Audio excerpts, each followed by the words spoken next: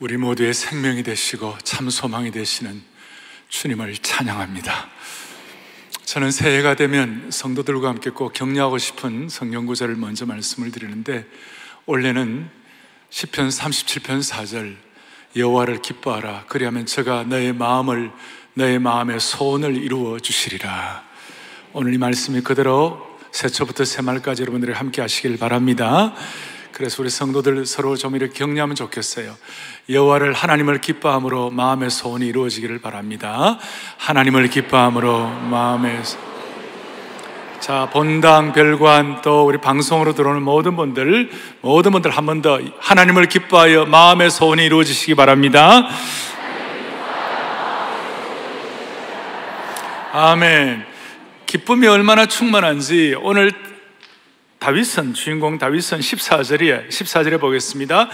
다윗이 여호와 앞에서 힘을 다하여 춤을 추는데 그때 다윗이 베옷을 입었더라 그랬습니다. 베에봇을 입었더라. 얼마나 다윗이 좋은지 힘을 다해 춤을 췄다. 오늘의 말씀의 제목은 언약궤와 함께하는 새해. 다윗이 이 언약궤가 너무 감사해서 언약궤를 다윗성으로 옮겨오는 것이 너무 감사해가지고 힘을 다해 춤을 추는데 15절 다윗과 온 이스라엘 족속이 즐거이 환호하며 나팔을 불고 여호와의 궤를 메어 오니라. 언약궤를 메고 오는데 너무 좋아서 즐거워서 기뻐 춤을 추고 어린아이처럼 그게 뛰놀았다 그랬어요. 뛰놀았다. 그런데 여러분 16절 여호와의 궤가 다윗의 성으로 들어올 때 사울의 딸 미갈이 창으로 내다보며 다윗 왕이 여호와 앞에서 뛰놀며 춤추는 것을 보고, 순수한 어린아이처럼 이렇게 순수하게 뛰놀며 춤추는 걸 보고 너무 기쁘다, 너무 감사하다, 그렇지 나도 해야지 이렇게 했어요? 그렇게 하지 않아요. 16절 뒤에 춤추는 것을 보고 심중에 그를 업신여기니라. 하나님 기뻐한다. 그 다음 언약궤에 축복이 있다. 그 다음에 정말 마음속에 여호와를 기뻐하면 하나님의 마음의 소원을 이루어주신다. 이렇게 하면 그것이 막 가슴에 막 와닿고 막 가슴이 뛰놀고 가슴이 막 그냥 벅차고 그래야 되는데 우리 중에 그런 분이 한 분도 없기를 바랍니다. 그래서 오늘 핵심은 이거예요. 우리가 어떻게 이 다윗의 심정이 될 수 있을까? 나도 어떻게 좀 다윗처럼 돼볼 수 있을 것인가? 자, 오늘 말씀의 배경과 전체를 좀 크게 살펴봅니다. 무슨 말이냐면 이제 다윗이 통일왕국을 이루었습니다. 처음에는 저 유다 왕이 되었다가 한 7년 6개월 지나서 남쪽 북쪽 12지파 전체를 이제 다 커버를 했어요. 통일왕국이 되고 이제 다윗에게 드디어 찬란한 시기가 시작이 되었습니다. 우리식으로 표현하면 다윗의 믿음의 전성기가 이제 시작이 된 것입니다. 그러면 여러분들이 믿음의 전성기가 되고 찬란한 신앙의 시기가 여러분들 앞에 펼쳐지면 뭐 하시겠어요? 너무 좋다.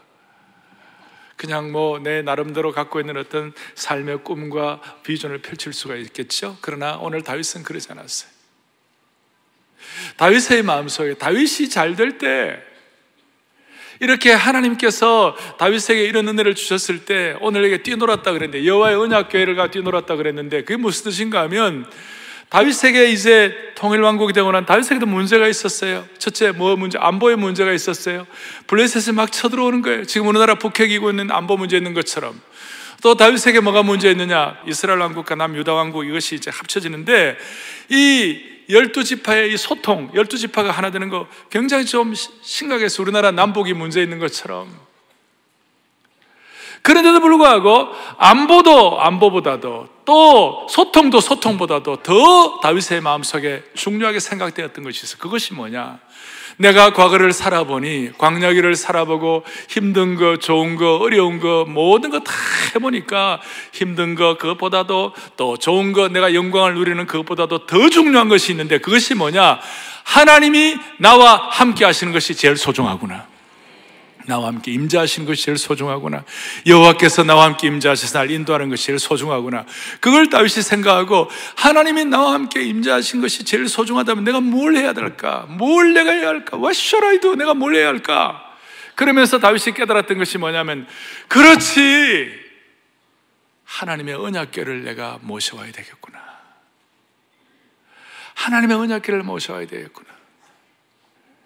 이 언약궤가 모셔와야 되는 이유가 있었어요. 언약궤가 모셔야 되는 이유가 뭐냐면, 언약궤가 본래 이스라엘 백성들에게 있어서 이 언약궤는 승리의 상징이었어요.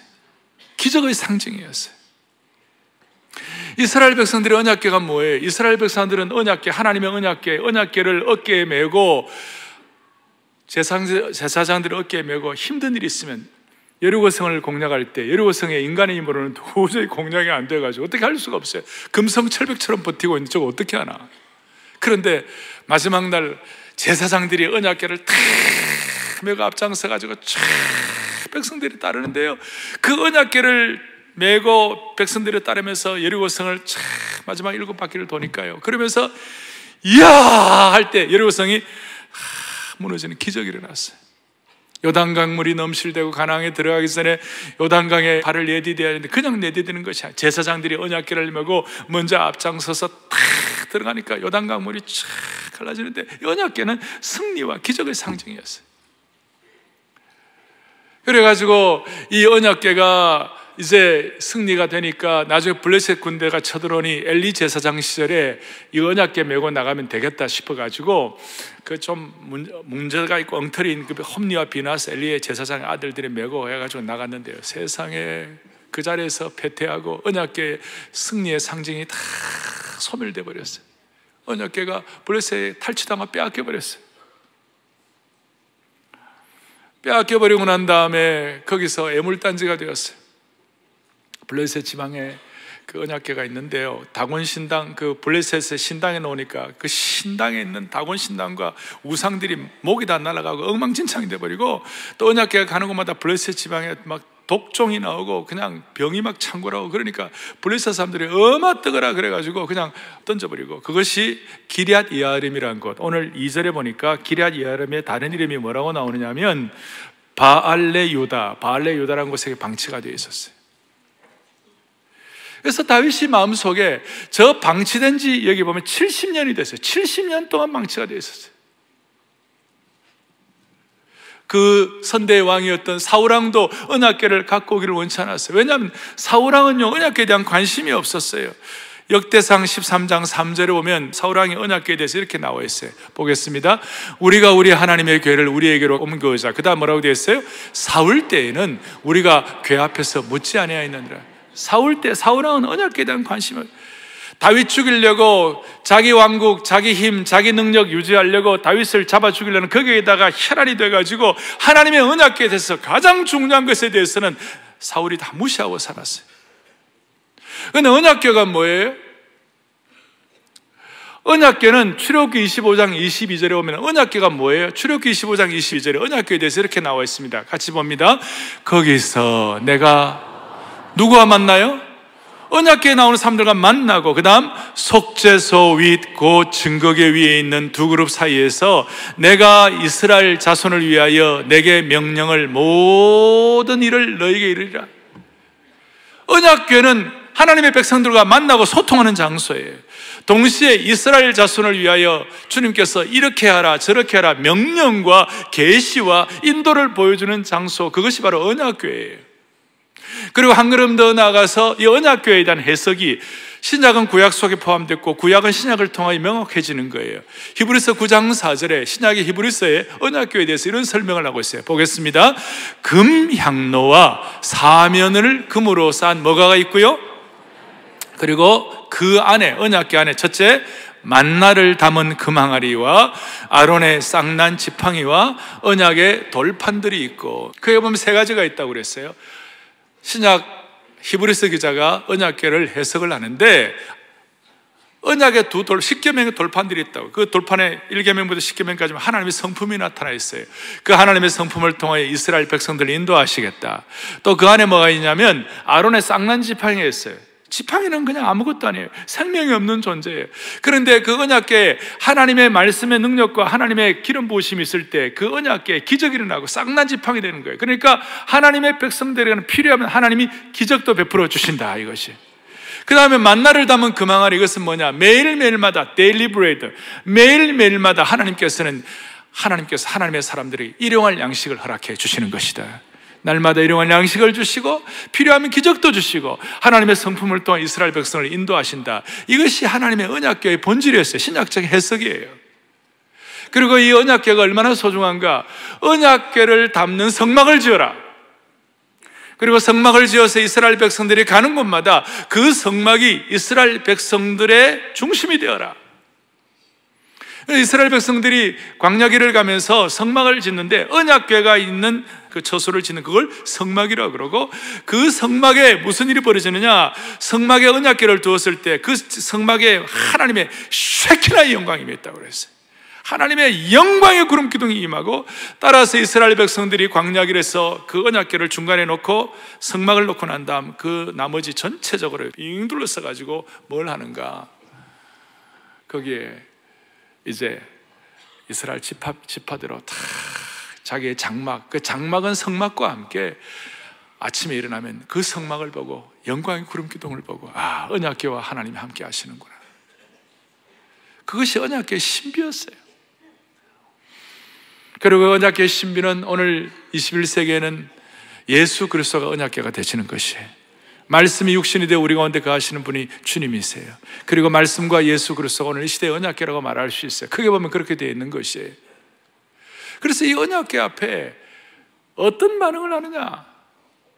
다윗은 통일이 되고 난 다음에 제일 중요한 것이 이 언약궤를 모셔야 되겠다.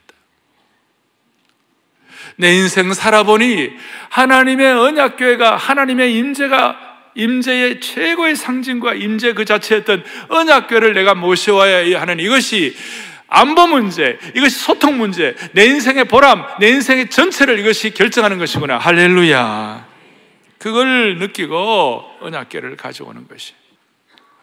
그래가지고 언약궤를 가져오는데 다윗이 1절에 이스라엘에서 뽑은 무리 3만 명을 모았어요. 언약궤를 모시고는 그 의식을 위해 3만 명을 모았어요. 얼마나 마음의 소원이 간절하면 3만 명의 키맨들을 모았겠어요?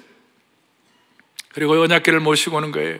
3절에 그들이 하나님의 궤, 언약의 궤를 새 수레에 싣고 산에 있는 아비나답의 집에서 나오는데, 이제 언약궤가 나중에 이 아비나답의 집에서 수십 년 동안 방치되어 있었어요. 수십 년 동안 방치되어 있었는데 그 아비나답의 집에 누가 있냐?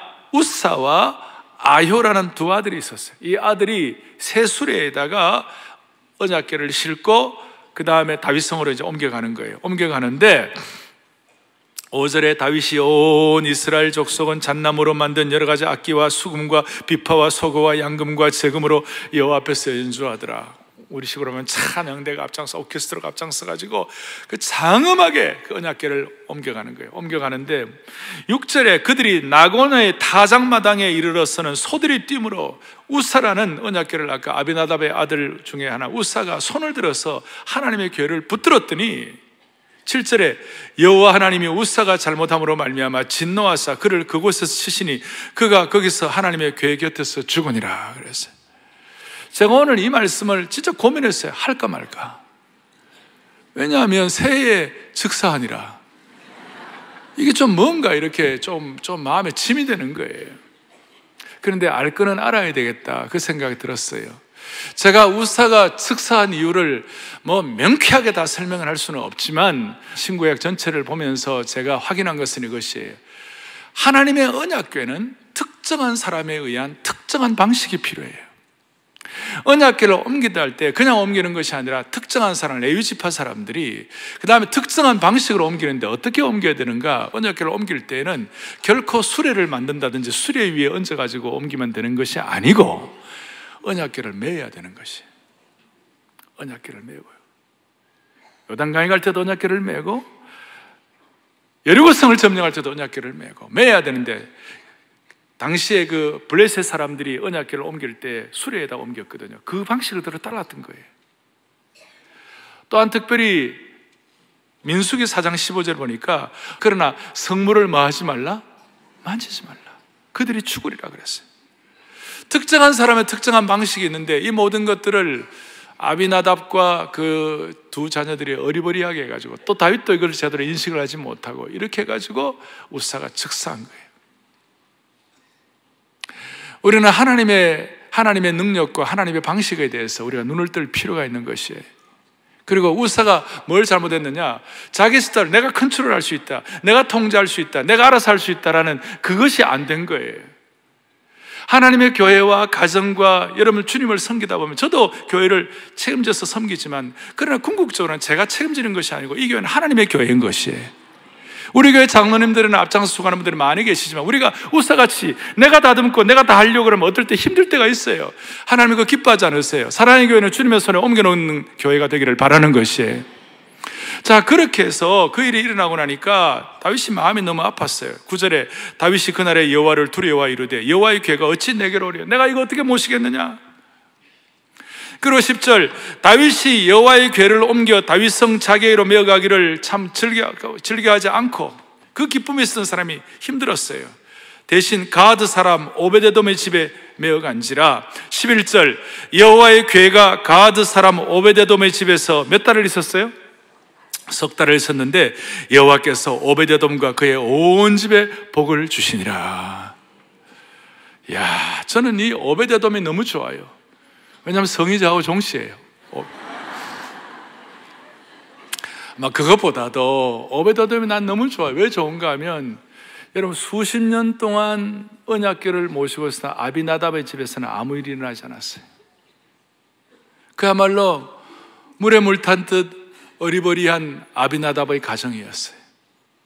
수십 년 동안 언약궤를 모시고 있어도 아무 일도 일어나지 않았는데 어찌된 일인지 오베데돔의 집에 몇 달을 있었다고요? 석 달 있었어요. 나중에 이제 역대상 같은 데 나옵니다만은 오베데돔에는 아들이 8명이 나와요. 저희 오베데돔은 너무 소중해서 다음 주를 제가 좀 더 할 거예요. 그런데 이 오베데돔의 집에 석 달을 있었는데 얼마나 잘했는지, 얼마나 잘 모셨는지, 얼마나 기뻐했는지 오베데돔에게는 두려움이 없었겠어요? 우사가 죽었다 두렵잖아요. 하나님의 언약궤 함부로 만지면 안 된다 두렵잖아요. 그런데도 불구하고 그 두려움보다도 더 놀랍게 내가 이 언약궤를 우리 집에 모신 것이 너무 기쁘다, 너무 감사하다, 너무 소중하다, 너무 영광이다 이렇게 생각하니까 정말 온 집안과 온 족속, 온 그 집안 전체가 전력 투구해가지고 언약궤를 모신 것이에요. 그래가지고 3개월 뒤에 표곤한 은총을 받은 거예요.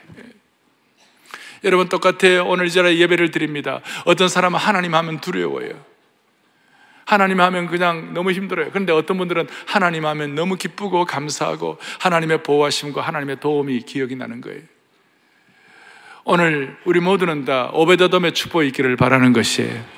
하나님께서 이 새초부터 새말까지 우리의 마음속에 하나님의 법궤, 하나님의 언약궤, 여호와의 궤, 언약궤를 우리가 어떻게 잘 모실까?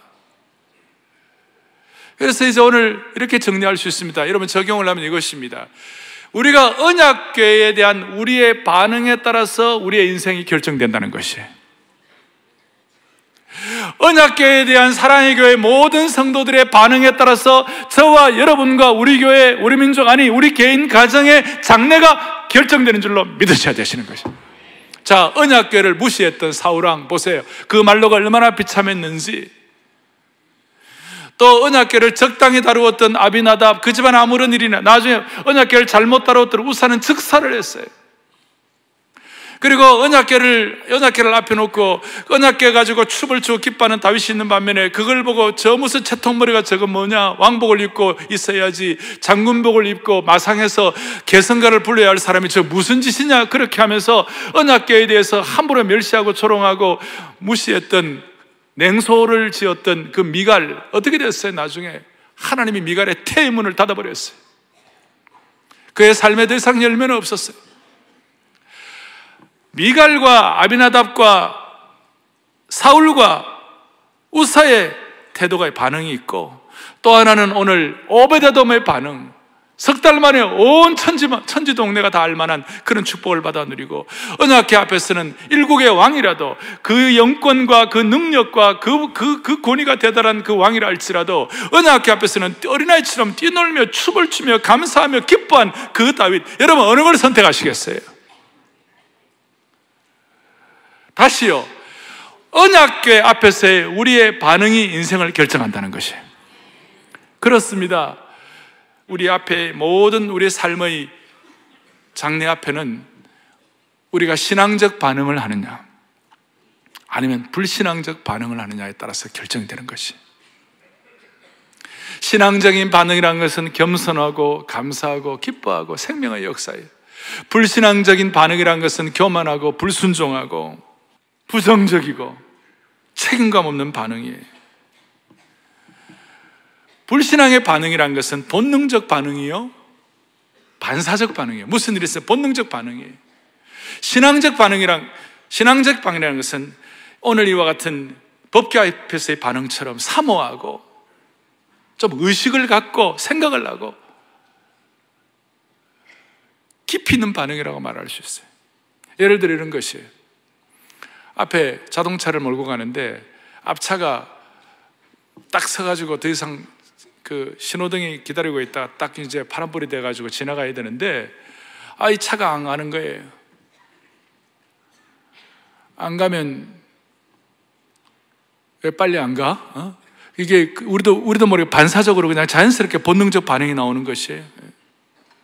뭐 하는 거야? 신호가 바뀌었는데 운전을 못하면 차를 몰고 나오지나 말지. 그렇게 반응을 할 수 있잖아요. 또 어떤 반응은 뭐예요? 신앙적 반응은 뭐예요? 왜 저 사람이 못 갈까? 차에 문제가 생겼나? 아니 몸이 아프나? 그런데 반사적 반응, 본능적 반응할 사람은 왜 안 가지? 운전을 못하면 나오지나 말지. 그러면서 그냥 뒤에서 그냥 경적을 울리는 거예요. 우리는 우리 앞에 본능적 반응, 반사적 반응과 아니면 신앙적 반응과 한 번 더 생각하는 반응, 이게 우리 앞에 놓여 있는 거예요. 여기에 따라서 우리 인생이 결정되는 거예요. 예를 들어서 우리가 가난하다. 가난에 대해서 두 가지 반응이 있어요. 나는 왜 이렇게 가난할까? 누구는 인삼 먹고 나는 왜 이렇게 뭐 먹냐? 이렇게 하면서 스스로 자기 비하하고 그 가난에 대해서 열받고 그런 반응이 있어요. 근데 어떤 사람은 가난도 내게는 자산이 될 수 있어, 이렇게 생각해가지고 자기 마음 더 단단히 하고 또 이렇게 참 하나님 더 사모하고 뭐 이렇게 해가지고 가난을 오히려 자기의 어떤 그 내면의 근육을 강화하는 그런 반응을 할 수 있는 것이에요. 부에 대해서도 마찬가지죠. 어떤 사람은 부가 주어지면 자만하고 교만하고 자기 배 두드리고 의시되고 그건 자기 파멸의 길이에요. 근데 부가 하나님 주신 거라고 생각하고 청지기 정신을 가지고 하늘에 부를 쌓고 그럴 때 그 부는 오히려 그 사람을 성숙해 하는 것이에요. 슬픔이 있습니다. 극한 슬픔을 만납니다. 그럼 그 슬픔 때문에 완전히 우리는 그냥 완전히 자기 자신을 그냥 상처받아가지고 그냥 완전히 자기 낭망이 되고 세상을 향해 한탄하면서 이 세상 뒤집어졌으면 좋겠다 이렇게 생각하고, 그러나 어떤 사람은 이렇게 슬프니 내가 어떻게 내 인생을 살아갈 것인가? 나는 이제 내 힘으로는 안 된다. 내 삶에 하나님 뜻이 가장 중요하고 내가 정말 이 슬픔 가운데 내가 할 수 있는 일은 하나님을 의지하는 것이다. 하나님께 실오라기 하나더라도 다 맡기는 그런 반응을 하는 거예요. 이 반응이 반사적 반응과 본능적 반응과 그 다음에는 신앙적 반응의 차이예요. 세상적인 어떤 오늘의 육신의 정욕과 그 음욕 같은 거 있을 때 이거 잘못 반응한 사람은 비누아스의 창이라고 간이 찔려나가는 거예요. 그러나 어떤 사람은, 요셉 같은 사람은 잘 반응해가지고 자기만 사는 것이 아니라 나라도 살리고 가정도 살리고 그 제국도 살리고 다 주위를 다 살리는 것이 반응에 따라서 결정되는 것이. 사랑하는 성도 여러분, 오늘 우리 모두는 하나님 앞에서의 올바른 반응을 통하여 이 한 해를 열어가기를 바랍니다. 왜 제가 이 말씀을 드리는가? 사건 자체는 우리가 어떻게 통제할 수가 없어요. 그러나 반응은 우리가 제대로 할 수가 있는 것이에요. 우리 앞에 일어나는 수많은 일들에 대해서 사랑의 교회에 속한 모든 성도들은 반사적, 본능적 반응하지 말고 영적, 신앙적 반응, 언약궤 앞에서 제대로 반응했던 오베데돔과 다윗의 길을 갈 수 있기를 바라는 것이에요. 다윗은 어떻게 반응을 했습니까? 언약궤 이제 오베데돔의 집에 하나님 축복하셨다는 말씀을 듣고 너무 좋아가지고 다윗이 언약궤를 이제는 하는데, 저 뒤에 15절 보면 다윗이 언약궤를 메어오니라 그랬죠. 이제는 올바르게 매는 거예요. 올바르게 메고 오는데 한 학자들이 보니까 제가 보니까 한 20km 정도 돼요. 다윗 성까지, 예루살렘 다윗 성까지 20km 정도를 다윗이 춤을 추며 베옷을 입고 소박한 옷을, 왕복을 벗어버리고 춤을 추며 기뻐하며 오는 것이에요. 다윗의 반응이에요. 우리식으로 말하면 춤을 추며 감사하며 예배의 깊은 경지에 들어간 것이. 구약에서 제사장들은 휘장 뒤에 있는 하나님의 임재로 들어가기 위하여 향을 피우고 그 향의 연기가 언약궤 위를 가득 채워야 한다고 그랬어요. 지성소의 언약궤에 그 성막에 나타나는 놀라운 향년이 있는 거예요. 언약궤에 향년이 있는 것이에요. 오늘 이 시대의 향년은 뭐예요? 오늘 이 시대의 향년은 기도의 향년, 찬양과 말씀을 통한 피어오르는 예배의 향년이라고 말할 수가 있는 것이에요. 그래서 그 구약의 언약궤의 그 영광, 셰키나 영광 앞에 몸을 떨었듯이 우리는 하나님의 임재 속에서 온몸이 떨리고 가슴이 전율하는 하나님의 놀라운 영광을 경험하는 신비한 축복이 이 한 해 동안 있어지기를 바라는 것입니다. 어떤 이는 이 하나님의 언약궤 앞에서 올바른 반응을 하고 그 반응을 통해 하나님의 임재를 경험하는 순간 흐르는 눈물을 그칠 수가 없는 것이, 어떤 이는 이 하나님의 쉐키나 영광에 압도되어서 자기도 모르게 무릎을 꿇게 되는 것이, 어떤 분은 예배의 신비, 언약궤 앞에 신비와 반응을 하다가 기도하다가 영적인 언어가 터지는 분들이 계세요. 어떤 분들은 높은 찬양을 하게 되는 것이에요. 이것을 세상의 방식으로는 다 설명할 수가 없어요. 사랑하는 교우들이여, 오늘 우리 가운데, 우리 모두의 마음의 소원 가운데 이 한 해 동안 언약궤 앞에서, 말씀 앞에서 제대로 반응함으로 말미암아 우리가 구약에 있었던 언약궤의 그 깊은 신비 앞에 다윗이 춤을 추며 뛰놀며 예배의 깊은 차원의 경제에 들어갔듯이 우리 온 성도들에게 이 신비한 차원의 은혜를 한 분 한 분 경험하기를 바라는 것이에요. 이걸 여러분들을 극복하려면 한 가지 우리가 주의해야 할 것이 있어요. 그것이 뭐냐면 신앙의 냉소주의를 극복해야 돼요. 오늘 한국교회의 제일 큰 문제 중에 하나는 미갈의 냉소주의예요. 오늘날 교회 내에 냉소주의가 만연하고 있어요. 영적인 복지부동이에요. 기도하면 되나? 뭐 기도해도 안 되더라. 교회 그렇게 나가도 뭐 달라지는 거 있냐? 여러분 어떠세요? 말은 하지 않지만 신앙의 냉소주의에 빠져있는 분들은 안 계세요? 이것은 영적인 냉소주의가 잘못된 것이에요. 이것이 자꾸 반복되다 보면 우리 신앙에 큰 손해를 입어요. 여러분, 뒷골목에 이 추운 겨울에 얼음이 얼어요. 그런데 낮에 해가 뜨면 얼음이 좀 녹아요. 그럼 밤에 또 다시 얼어요. 그 다음날 되면 얼은 것이 더 단단해지는 것이에요. 얼었다 녹기를 자꾸 반복하다가 나중에 그것이 단단해 굳어져 가지고 그 얼음을 깨려면 망치로 깨도 쉽지가 않아요. 뭘 말하는가 하면 신앙생활하다가 한때 은혜 받았다가 나중에 냉소주의자가 되면 이렇게 단단한 얼음이 되는 것이, 뭘 봐도 그것이 단단해져 가지고 와닿지를 않는 것이, 뭘 봐도 그것이 내게 신비한 은혜로 다가오지를 않는 것이, 한때 은혜 받았다가 냉소주의에 빠진 것이 있다면 하나님께서 이 한 해 동안 언약궤의 신비 앞에 올바로 반응함으로 말미암아 다윗처럼 뛰놀며 춤추며 하나님의 영적인 깊은 경지에 들어가는 것이에요. 한때 가슴이, 심장이 녹았다가 다시 얼면 더 강팍해진다는 것이, 어릴 때 설교 듣고 은혜 받았다가 나중에 강팍해지면 더 힘들다는 것이, 우리가 제대로 반응하지 않으면 오히려 더 단단해지고 강팍해지게 된다는 거 말씀하는 거예요. 그래서 누가복음 12장 47절에 주님이 우리를 책망하시는데 뭐라고 말씀하시는가? 누가복음 12장 47절을 다 같이 보겠습니다. 이렇게 나와 있습니다. 함께 보죠. 주인의 뜻을 알고도 준비하지 아니하고 그 뜻대로 행하지 아니하는 종은 어떻게, 다시 한번 뭐라고요? 많이 맞는다. 오늘 이렇게 회초리에 많이 맞는 분이 없으면 좋겠어요. 언약궤 앞에서 제대로 반응함으로 말미암아 많이 맞지 않았으면 좋겠어요. 냉소주의라는 말은 영어로 시니컬하다는 것이, 제가 제일 고민하는 것이 한국교회 지금 특별히 젊은이들 가운데 냉소적인 비판주의자들 진짜 심각해요. 시니컬하다는 말이 뭐예요? 따뜻한 웃음이 아니라 차가운 웃음이에요. 비웃음이에요. 이게 한국교회의 큰 문제예요. 교회에 대한 냉소주의예요. 교회 지도자에 대한 냉소주의예요. 사역에 대한 냉소주의예요. 심지어 신앙에 대한 냉소주의예요. 교회가 뭘 제대로 하느냐? 목회자들 다 썩은 거 아니냐? 교회에서 사역하고 교회 열심히 섬긴다고 해서 뭐가 사람이 바뀌냐? 믿어봐야 무슨 소용이 있겠냐? 이러한 냉소주의는 하나님이 기뻐하지 않으시는 거예요. 다시 한번, 이러한 냉소주의는 하나님이 기뻐하지 않은 것이에요.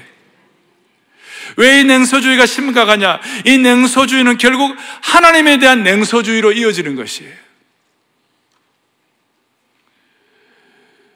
하나님께서 피의 복음으로 우리를 사해 주시고 우리와 함께 영원한 언약을 맺어 주신 이 언약궤의 신비한 축복을, 그걸 그냥 다 그냥 무시해 버리는 것이, 오늘의 마음속에 좀 소원을 가져야 되는 거예요. 사울을 보세요. 언약궤를 무시했어요. 사울의 40년 통치 기간 동안 완전히 그냥 방치를 해버린 거예요. 그것이 그의 딸 미갈에게 그대로 이어졌어요. 언약궤 앞에서 춤을 추는 다윗을 무시하고 경멸하고 멸시했어요. 앞에는 미갈이 나올 때 다윗의 아내 미갈이라는 말이 나왔는데, 오늘 여기에서는 사울의 딸 미갈이라는 말이 두 번이나 나와요. 언약궤를 무시한 것이 다음에 전승이 된 것이죠. 그러나 오베데돔은 8 아들 전체가 다 복을 받고, 얼마나 석 달 동안 잘 가르쳤는지, 얼마나 소중하게 여겼는지. 오늘 이 한 해 동안 사랑의 교회는 선대부터 우리 어린아이에 이르기까지, 어린아이부터 forever 이르기까지 언약궤를 소중히 여기십시다. 언약궤는 다시 한번 21세기는 예수 그리스도가 우리의 언약궤가 되는 것이에요. 말씀이 육신이 되어 우리 가운데 거하신다고 그랬어요. 그 말씀과 예수 그리스도는 동일시가 되는 것입니다. 이 한 해 동안 사랑의 교회는 언약궤에 올바른 반응을 할 것입니다. 그 중에 하나가 어제 제가 새벽에 선포했습니다마는, 제가 제 신앙에서 가장 영광스럽고 춤추고 뛰놀고 기뻐하고 감사했던 때가 언젠가, 청년대학부 하면서 춤추고 뛰었던 그 시기를 기억했어요. 그때 저에게 가장 중요한 축복이 되었던 것이 무엇인가? 그것이 바로 말씀 암송이었어요. 그리고 말씀 암송을 제 혼자 하고 기뻐한 것이 아니라 우리 형제자매들과 같이 주일마다 모여서 기다리고 기다리던 암송 시간이 돌아왔습니다. 암송을 못 외우면 좀 열받고 좀 이렇게 부담도 되고 그럴 수가 있는데, 다 하니까, 또 좀 못해도 다 묻혀가니까, 그러면 또 결심하면 다시 또 할 수 있으니까, 그래서 매주일마다 12절씩 계속해서 8, 9년 동안 계속해서 암송하는 동안에 그 모임과 그 대학부가 사기충천하고 기뻐하고 뛰놀고 찬양하고 영적인 깊은 신비에 들어가고, 거기에 수많은 하나님의 백성들, 이 시대에 다윗과 오베데돔 같은 그런 하나님의 백성들이 배출이 된 것이에요. 그래서 앞으로 사랑의 교회는 매주 토비세 할 때마다 우리 모두가 다 총체적으로 사랑의 교회 전체가 언약궤 앞에서 반응을 해갖고 하나님 앞에서 감사하며 축복하며 뛰놀며 그 예배와 영광과 언약궤의 속죄소의 신비 속에 우리가 들어가기를 원하는 것입니다. 그리고 이것이 어느 특정한 한 사람들만 하는 것이 아니라 전체가 다 해야 되는 것이에요. 여러분, 주변에 뭐가 들었느냐? 창립 40주년을 향한 소망과 기대가 들어가 있어요. 여러분, 이걸 잘 좀 보세요. 이것은 뭐냐면, 오늘 하나님 앞에서 사랑의 교회가 내게 주신 은사, 내게 주신 축복, 이거 하나님 앞에서 이 40주년을 앞에 놓고, 이번에 우리 40주년 40 하면 좋기는 좋은데 약간 늙은 감정이 있어요. 그래가 우리가 뭐냐, 30 플러스 10으로 할 것이에요. 40주년은 40주년인데 30주년 플러스 10 뭐냐? 30대의 열정과 감사와 함께 10대의 순수함과 기쁨이 넘치게 하여 주시옵소서. 10대 때는 사랑의 하나님 귀하신 이름이, 그러면 그 하나님의 사랑이 느껴지는 거예요. 예수 사랑하심은 거룩하신 마늘새, 그 순수하고 소박하고 그 참 저 순전한 시대로 돌아가는 것이에요. 여러분, 우리가 사랑의 교회에 많은 사역들이 있어요. 우리 교회에 많은 분들이 다락방에 참여를 하고, 또 사랑의 교회 특세하면 적어도 우리 교회 많은 분들이, 우리 교회 성도들 가운데 특세하면 특세에 참여하는 분들이 직접 오시는 분들, 또 인터넷으로 분들 한 아마 2만 명쯤 이렇게 오실 거예요. 그리고 이렇게 다 하신다 하더라도 사랑의 교회에 속한 성도들 전체로 보면 교회의 중요한 일에 모두가 다 참여한다 하더라도 한 50% 정도 참여해요. 나머지 50%는 아니에요. 오늘 다시 제가 말씀드립니다. 여러분, 우리의 신앙은 언약 앞에서 어떻게 반응하느냐에 따라서 결정된다니까요. 반사적이고 본능적인 반응을 하느냐, 아니면 신앙적이고도 아니면 영적인 깊이 있는 반응을 하느냐, 여기에 따라 결정된다니까요. 그러니까 이번 30+10 이 40주년에는 사랑의 교회 40주년의 성패는 어디에 달려 있느냐? 언약궤 앞에서의 올바른 반응에 따라서 결정되는 것이에요. 그러니까 우리 모두가 다 총체적으로 말씀으로 반응하는 것이에요. 동시에 우리 교회 성도들 그동안 대부분이 참여했다 하지만 사실은 50% 정도 참여하는 것인데 적어도 80-90% 이상 모든 성도들이 다 참여할 수 있다. 할 수만 있다면 모든 성도들이 다 총체적으로 참여할 때 하나님께서는 이 40주년을 언약궤의 복을 주시리라고 믿는 것이에요. 오베데돔처럼 3개월 만에 평안한 축복. 뭐가 있습니까? 일본의 교회 창립 40주년을 맞이하는 사랑의 교회가 올 한 해 꼭 진행했으면 하는 사역이 있다면 무엇이고 그 이유는 무엇일까요? 두 번째, 창립 40주년을 맞이한 사랑의 교회에 본인이 사회적으로 혹은 직업적으로 쌓아온 능력이나 경험을 바탕으로 참여할 수 있는 부분에 이런 것들이 있다면 기록해 주시기 바랍니다. 세 번째, 모든 성도들의 은사가 하나도 버려지지 않고 총동원의 자발적인 은사 비상이 일어나는 공동체가 되도록 귀하께서 헌신할 수 있는 능력이 있다면 어떤 것이 되겠습니까? 우리는 우리 인생 얼마나 남았어요? 인생이 70이요 강건하면 80, 90 되더라도 손살같이 빨리 가는 이 시대 가운데 우리의 삶의 진정한 보람을 좌우하는 것은 하나님의 언약궤 앞에 우리가 어떤 반응을 할 것인가. 여러분 이거 쓰셔서 오늘 쓰신 분들 오늘 내셔도 되고 일주일 동안 잘 준비하셔가지고 다음 주일날 주님 앞에 헌금 드릴 때 같이 내실 때 하나님이 기뻐하시리라고 믿는 것이에요. 여러분 한 명도 예 없이 온 사랑의 교회 성도들이 온몸으로 언약궤 앞에서 반응한 이 한 해가 되기를 바랍니다. 한국교회가 1000여만이라고 그럽니다. 등록으로 말하면 우리 교회가 한국교회 전체 한 1%가 될 거예요. 여러분 1%는 잘하면 썩지 않게 하는 염도를 유지할 수가 있는 것이에요. 우리가 잘하면 이 한국 사회의 부패를 우리가 막을 수 있는 염도를 유지할 수가 있는 것이에요. 이렇게 반응하면 안 되는데, 자, 우리가 잘하면 이 한국 사회의 부패를 방지할 수 있는 염도를 유지할 수가 있는 것이에요. 소금의 그 염도를 유지할 수가 있는 것이에요. 그리고 우리가 잘하면 이 시대를 향한 언약궤 앞에서의 반응을 제대로 하면 시대를 향한 모판의 역할을 감당할 수가 있는 것이에요. 오늘 그 축복이 우리 온 성도들 한 번도 예 없이 임하기를 간절히 바랍니다. 할렐루야. 내 모습 이대로 주봐도 없소서. 날 위해 돌아가신 주 날 봐도 없소서. 하나님의 임재를 기대하면서 내 모습 이대로 주봐도 없소서 찬양합니다. 내 모습이 주봐도 없소서.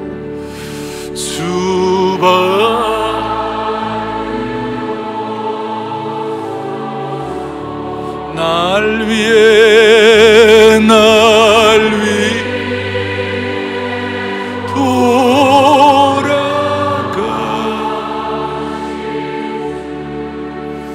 날 받으어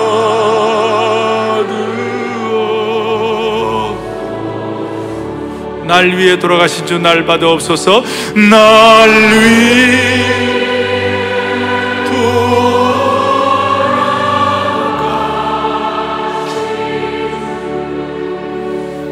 날 받으오.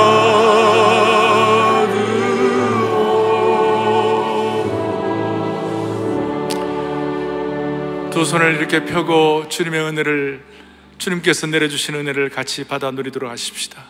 살아계신 하나님 아버지 감사합니다.